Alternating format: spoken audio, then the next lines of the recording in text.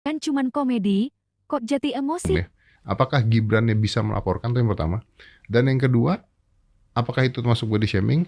Dan ketika orang-orang lalu menyerang orang lain, yang saya sayangkan adalah menyerang anaknya sekarang.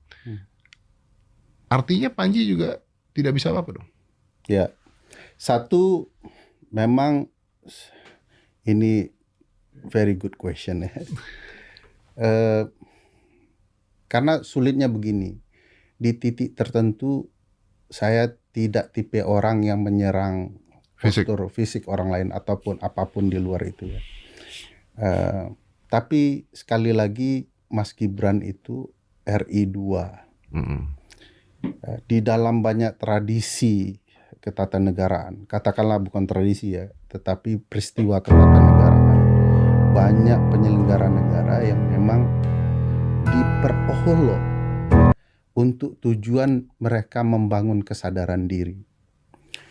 Maksudnya begini, pejabat itu ketika dia diperolok, dia punya dua pendekatan.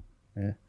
Mau menerima olokan itu sebagai as it is, gitu ya, atau kemudian memahami di balik itu.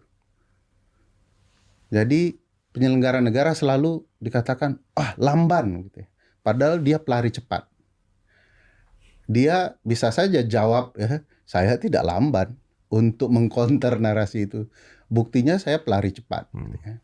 Tapi dia kalau tahu apa maksudnya, dia akan bilang bahwa saya paham maksud Anda. Anda mengkritik bukan soal mata saya, tapi yang Anda kritik adalah kemampuan saya memimpin misalnya. Oh, tapi tipis banget, Kang. Yes. Tipis banget. Jadi tergantung Pak Wapres memahaminya. Yang jelas penonton mengetahui maksud itu gitu ya. Iya, tapi kan tipis banget.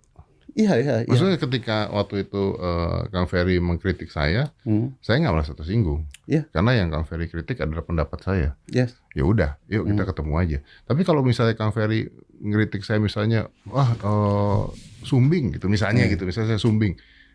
Padahal yang mau dikritik adalah gaya bicara saya. Kan bisa begitu, Bang. Mas Ded, saya tahu Mas Ded ini teman Mas Panji kan. Ya.